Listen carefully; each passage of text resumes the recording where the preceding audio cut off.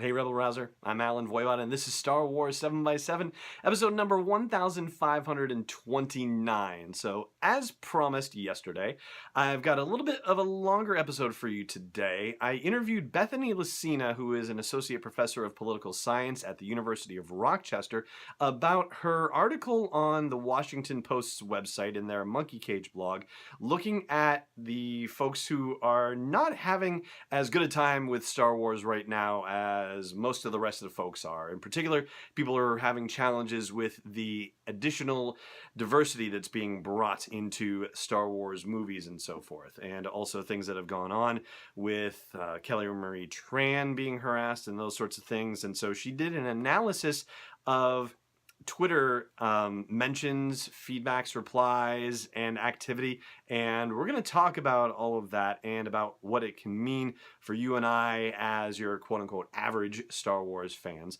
I should tell you that in the interview, that right around the 26-minute mark, we have a bit of a video freeze situation. So I'm still moving around on my end, but Bethany is not moving on her end. So when you see that freeze, just know that that's just what happened and that nothing is going wrong on the playback side of things. It just happened to be that it froze on the recording end. So with that said, I'm going to take a quick break early in the podcast to have a little note from our friends at Nissan, and then we will jump right into our interview with Bethany Lacina, the Associate Professor of Political Science at the University of Rochester. Stay tuned. Hey, Rebel Rouser. Have you ever wanted to take a land speeder for a spin, or maybe even the Millennium Falcon itself? Well, here's the next best thing. You can make your own custom solo a Star Wars story-inspired Nissan with the best-in-galaxy customizer. Just go to sw7x7.com/custom to customize and share your own Star Wars-inspired vehicle. And don't forget, Solo a Star Wars Story is coming home on digital September 14th, Blu-ray September 25th, and new on 4K Ultra HD as well. Bethany Lacina, thank you so much for joining me on Star Wars 7x7. Thank you for having me, Alan. Absolutely. So I want to talk to you about the article that appeared on the Monkey Cage blog on the Washington Post. But before we get to that, I want to know a little bit about you and your background with Star Wars. So would you tell me a little bit about your relationship with Star Wars, your experience with it, and, all that good stuff? Mm-hmm. Yeah. It's, a multi-generational thing for me. I watched it as a kid and on our trusty VHS tapes, and I show it to my kids. And there've been periods where I've been more interested and less interested, and movies I've liked more and less. And I sort of moved towards, I really want to study this when the political backlash against The Last Jedi really got going. Wow, there's something remarkable happening here. Got it. So I think that actually goes right into what I wanted to ask you next, which is just what necessarily inspired you to take on this particular topic. One of the things that you referenced in some of the background material is looking at the political activity around the 2016 presidential election and also the activity around the Brexit situation in Great Britain. So, how did you decide that, hey, this should be applied to Star Wars as well, presumably because of the Last Jedi conflicts? Yeah, I'm very interested in the way pop culture seems to be routinely politicized these days, whether it's the NFL or Lara Croft video game or what have you. This has become a signature issue for a small group, particularly right-wing politicians. And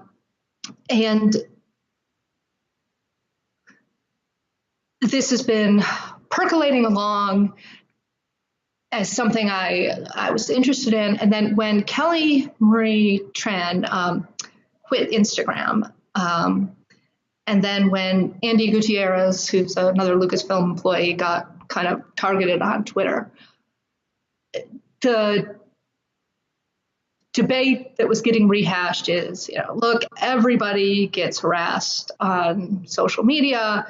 Nobody really has it any worse or better. And there were people talking about, I feel like I'm being kind of gaslit here. Like I feel like I'm targeted by commenters, but at the same time, I can tell that yes, dudes also get mean mentions. So I can't say for certain people are being worse to me. And it seems like here's a question we could clearly answer. Do people talk to women differently than men? Do people talk about Kelly Marie Tran differently than they talk about the rest of Star Wars? That's a knowable thing. And the results that you came up with are definitely fascinating. And for me, at least, one of the lines in your article talks about how it's difficult for men to have an accurate perspective about this because they're stuck in their own perspective, and so what men necessarily see in their reactions is going to be different from what women are seeing in their reactions. So we need the kinds of studies and data analysis like the kind that you performed to be able to get something of a more objective look at the subject, right? Yeah, I think that's right. And women can fall prey to this too. The sort of stereotype of, well, that lady's just being a little bit hysterical about this. It probably isn't so bad. That can creep in. And then I think the extra danger for men is to just kind of extrapolate from their own experience and say, well, people do bother me on Twitter, so I'm not sure that this is really about sex. Mm-hmm. So can you tell us a little bit about the results in terms of both how the reactions to The Last Jedi were and also how the reactions to Kelly Marie Tran were specifically, and also to Andy Gutierrez for that matter? Mm-hmm.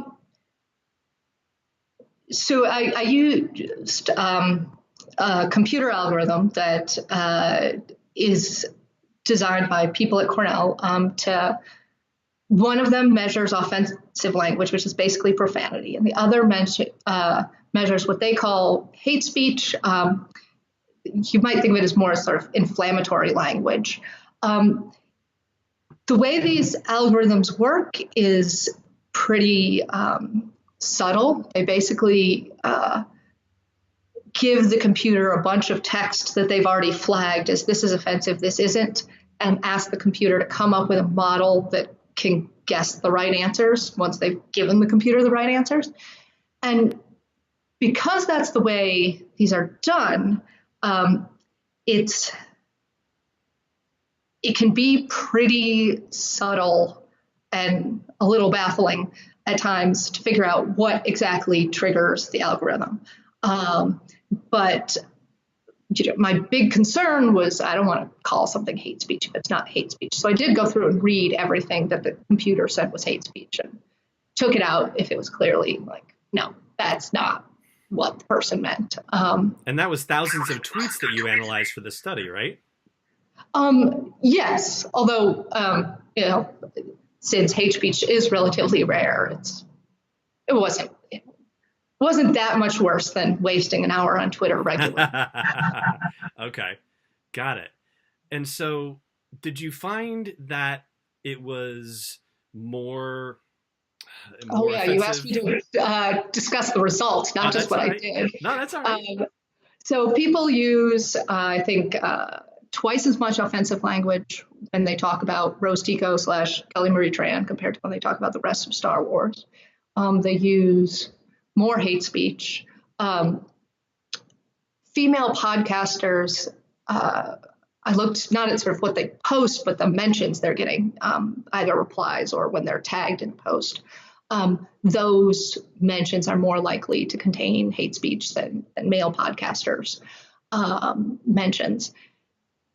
And the disparity isn't caused just by, well, people like to criticize Rose Tico, whereas they're very positive about the rest of Star Wars. You can go in and say, okay, I'm going to look at only tweets where people are complaining about something. And even there's this disparity. People complain about Rose Tico using hate speech and offensive language in a way they don't complain about, well, everything else that Star Wars fans complain about. Would you say that that's because, for lack of a better way of putting it, it's a more precise target, if you will? I mean, if you're talking about Star Wars in general, it's sort of an undifferentiated, this, large concept of this story, this franchise, this, corporate entity or whatever, versus Kelly Marie Tran being, a very specific representation of the idea that some people have difficulty adapting to or dealing with. Yeah, so most of the tweets are, well, I think what's telling is it is easier for people to complain about something in particular than just the amorphous franchise. But it's telling that when people want to be complaining about the first woman of color to have a leading role in Star Wars, they consciously or unconsciously go right to saying things that they maybe wouldn't say when they want to complain about something else very specific, like General Hux. Mm-hmm. Got it. So, I mean, what does this mean for us as Star Wars fans in general? I mean, one of the things that I thought was interesting also was that you made a point of flagging the fact that this is not a bot situation, as opposed to what happened with the election or with Brexit or anything like that. But, what does this mean for, the rest of Star Wars fans realizing that, there is a segment of, a Star Wars viewing audience that is, this virulent. I'm still, I'm even resistant to A, label them as fans, and B, use a word like virulent to define these folks, because ultimately, I guess they are human beings and there are difficulties in what they're experiencing. And I feel like there is some pain that they're experiencing. I think J.J. Abrams put it best when he mentioned something, and I'm going to misquote it, but the paraphrasing of it is that when you have been in a space of privilege, the movement to equality can feel like oppression. And I feel like that, it was a situation that might be happening here as well. Yeah. And the other aspect, of course, is there are lots of reasons to dislike anything. And it gets tiresome to be constantly put on the defensive about, do you dislike Star Wars for the wrong reasons? In terms of how fans should think about it, what happened with Rose Tico is pretty closely tied to specific, like, online entrepreneurs making hating Rose Tico a part of their brand.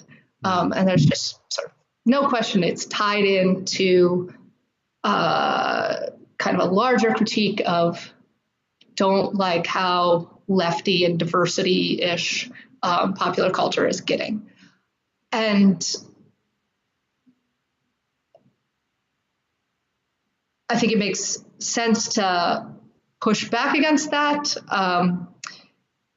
It is a minority view, and people should feel comfortable about that. What I think people can probably do more about themselves is thinking about the way different kinds of fans are treated. So, for example, if my thing is to go around Twitter and angrily denounce people who like choices of white male directors, when really shouldn't they be picking a director who's not a white male? That's something that's kind of in line with my preferences as a person. It's left wing, etc. But that doesn't mean I can't be a jerk about it.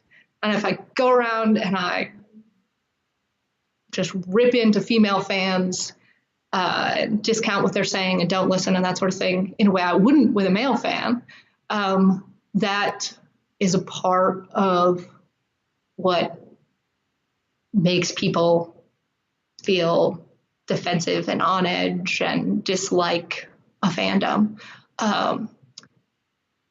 You know, maybe even in a bigger way than the people who are out there saying truly outrageous things. And that's that kind of bias in the way you treat people is not limited to men, right? Women do this all the time too. It's just a part of being socialized, and so people can try to think whether they might be doing this a little too. And be a little bit more reflective about their experience and what they do. Yeah, I think that's all anybody can do, right?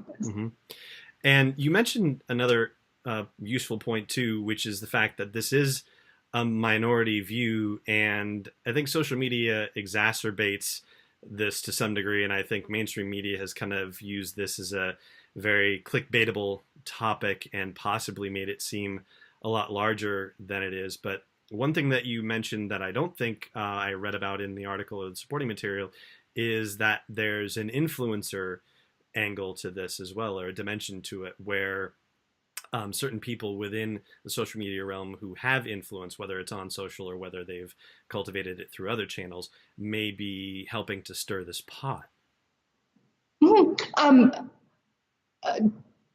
I mean,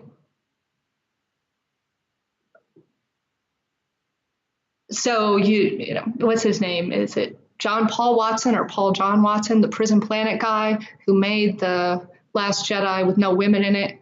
Like, doing outrageous things to create 1,000 clickbait articles is, that's his whole livelihood. There's nothing's going to stop him. Right. And sometimes I think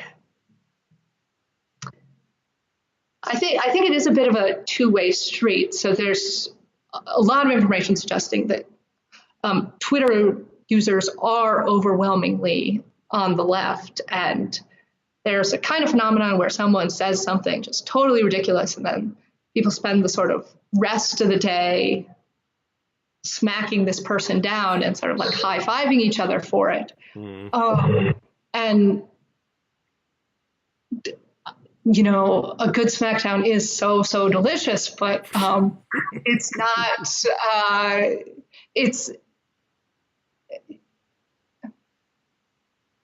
I think the real it keeps everybody concentrated just on this one very extreme set of grievances, like how can there be a woman Jedi, that sort of thing, which makes people who have other grievances feel like they can't express them, and makes people who like the movie suspicious of criticism. And it's amplification. Is a two-way problem. Okay. So for our listeners here and for this particular podcast, like one of the the big mantras of Star Wars 7x7 has been to deliver a daily dose of joy for Star Wars fans. And so for our listeners and for anybody else who happens to be joining us for this who hasn't listened before, what would you recommend for people who, if you're coming across hate speech, if you're seeing it, it's difficult to exist in the echo chamber, and, like, as you said, sometimes joining in the smackdown is rather delicious, but really, sometimes you just don't want to be a part of it. You would rather just try to elevate the conversation or simply just defend someone. Like, how can we as, average people, not necessarily getting into this conflict, help support people who might be being bullied by hate speech online and help them to, protect their particular variety of Star Wars joy, whatever that may be? Right. if something if someone says something truly extreme, of course, you should report it to the platform, even though they're not great about that. And I absolutely recommend muting and blocking. And if you're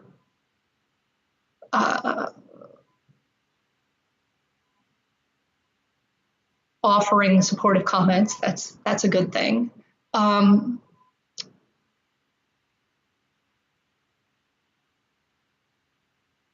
I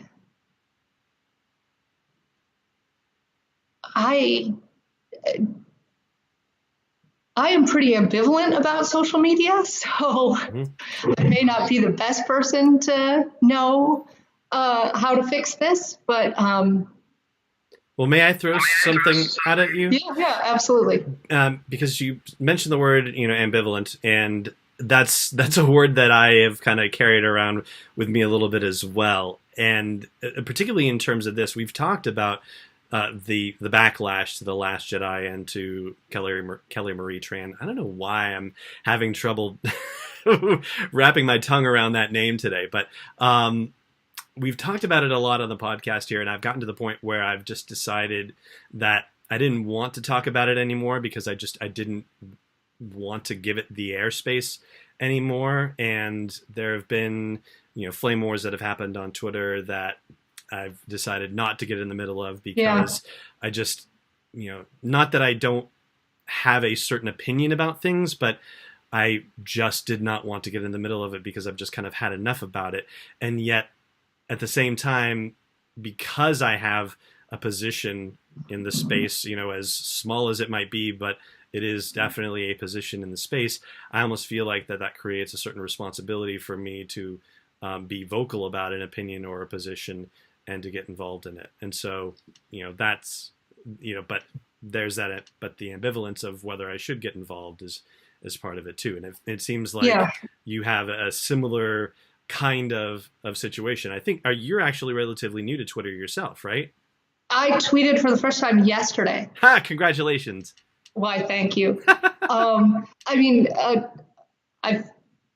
to do the research, you have to make Twitter accounts. So I have like all these dead accounts just floating out there. Okay. But first tweet. And so the only way I really know how to answer this question is, so my brother-in-law does not like Disney era Star Wars. And I really wanted to find out why. He's a big fan of the EU. And what he told me was really very poignant, which is, look, those stories meant a lot to me when I was growing up, and I want to share them with my daughter. But realistically, how am I going to compete with Disney and its production values and the story of Luke Skywalker that actually has Mark Hamill in it? And like, that's something I wanted to share that is getting pushed aside a little. And to some extent, people who like what Lucasfilm is doing can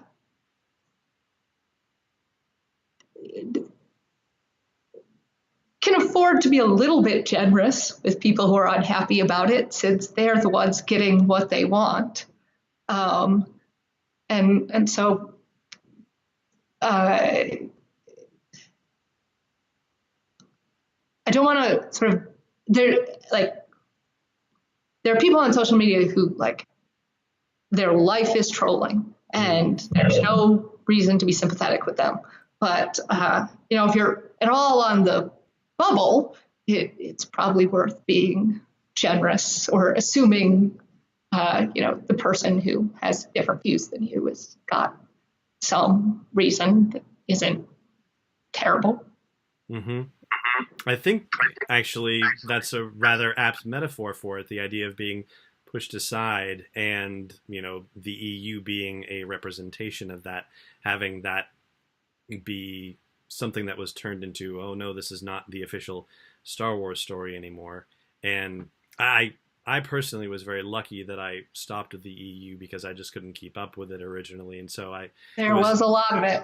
there was, and some of it was really awesome, and from what I gather, some of it was really awful too, like most of everything. But I mean, it seems like that's potentially what might be happening with this segment of the population where they feel that not only what they liked was being pushed aside, but that it's almost a personal identification. It's not just, oh, the stories I liked were being pushed aside, but who I am as a person is being pushed aside as a result because they have their identity very deeply invested in that content. Yeah, I mean, it's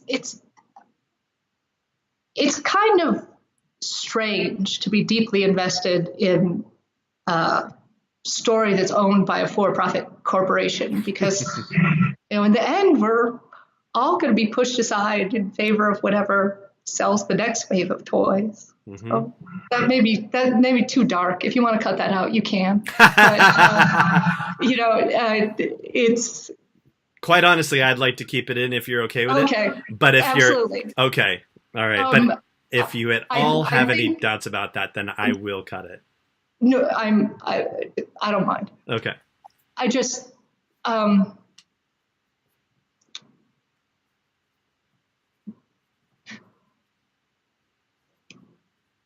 academics who study this have this term transformative fandom, mm-hmm. which is the decision to create something that's kind of an homage to the thing you love. And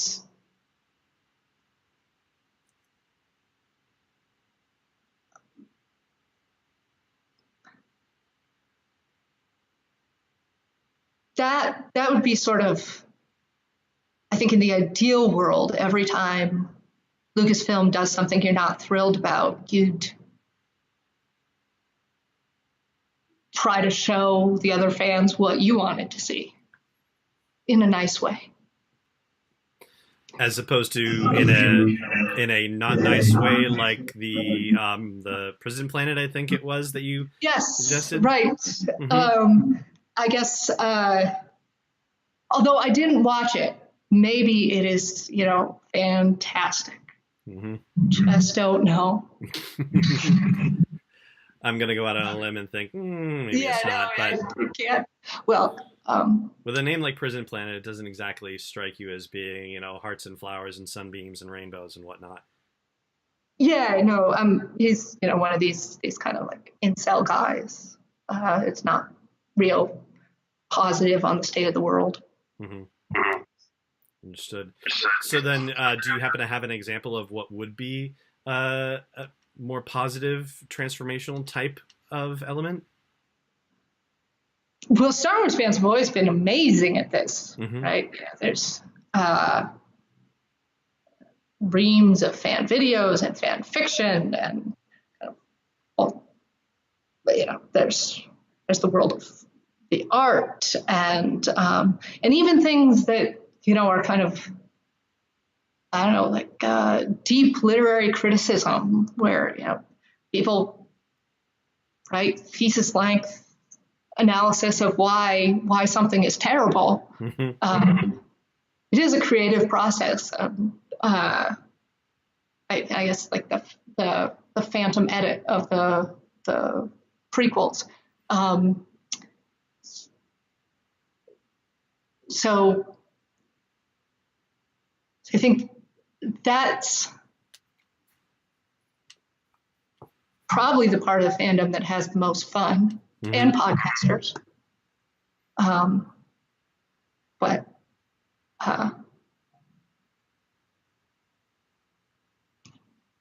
I think those would qualify pretty well. And yeah, you're right. The amount of that kind of material is enormous compared to what else exists. And I think it also reinforces a particular point that you made as well, that just to be critical of something like The Last Jedi is not to be, offensive or to be filled with hate language, that it doesn't follow that just because you don't like The Last Jedi that you are necessarily racist or sexist or otherwise derogatory, degrading in a particular manner.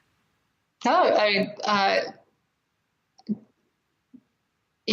that would be ridiculous. Mm-hmm. The there's for one thing, it's a very dense movie. There's all kinds of things that might have rubbed you the wrong way. And it's meant to be, I think he was going for provocation too, so. Mm-hmm. So, is there anything else before we go that you would like to share with our listeners? I don't think so. Yeah. Other than the fact that I will be sharing in our show notes the link to the blog post on the Monkey Cage blog on the Washington Post, and also to the Google document that has the further information on the data, which is, I don't know, personally for me, it's just as compelling, if not more so. Not everybody, will enjoy that cup of tea, but that's, not a reflection on it. That's just, how deep you want to get into the data behind the data, as it were. I guess there was a part of the article that there wasn't space for on trying to figure out if Solo did any worse in conservative media markets. And I will tweet it at you. I think that would be up your alley. It's the same sort of data kind of thing, if you're interested. Okay. Yeah, I would definitely be interested in that. We actually did sort of exhaustive stuff on the podcast also about whether it was possible that the backlash over The Last Jedi was significantly financially affecting the Solo box office, and it seemed to me, at least, that it wasn't necessarily the case, that there were a lot of other reasons why it wouldn't, why there were a lot of other reasons that would be more financially significant. But is that your sense of the situation as well? Yeah. So ideally, right, you know where they sold tickets. Mm-hmm. But the data I looked at was Google searches for Solo, mm-hmm. And how those broke down by media market. And the bad news for Lucasfilm is that interest online in Solo was way down, but it seems to have been pretty uniform. It's not like it was only down in more conservative media markets. Okay. And so the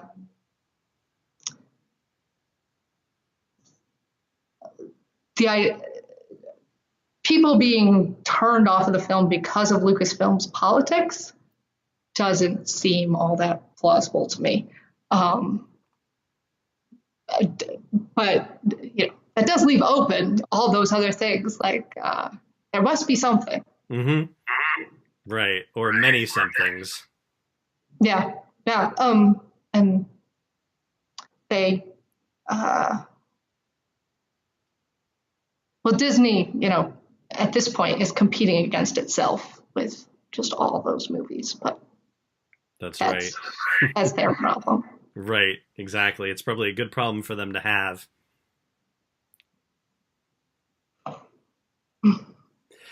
Well, Bethany, I want to say thank you so much for taking the time out of your day to talk with me and to help give some more background to our listeners for this particular topic. And I believe I said this already, but in case I didn't, I will definitely include the link to your article and the background data in the show notes. And I look forward to seeing more about the Solo analysis as well. So again, Bethany Lacina, thank you so much for taking the time and for joining me on Star Wars 7x7. Thanks for inviting me. Podcast is not endorsed or sponsored yet by Lucasfilm Limited, Disney, or 20th Century Fox, and is intended for entertainment and information purposes only. Star Wars, the Star Wars logo, all names and pictures of Star Wars characters, vehicles, and any other Star Wars-related items are registered trademarks and/or copyrights of Lucasfilm Limited or their respective trademark and copyright holders. May the Force be with them. All original content is copyright 2018 Star Wars 7x7. We hope you love it.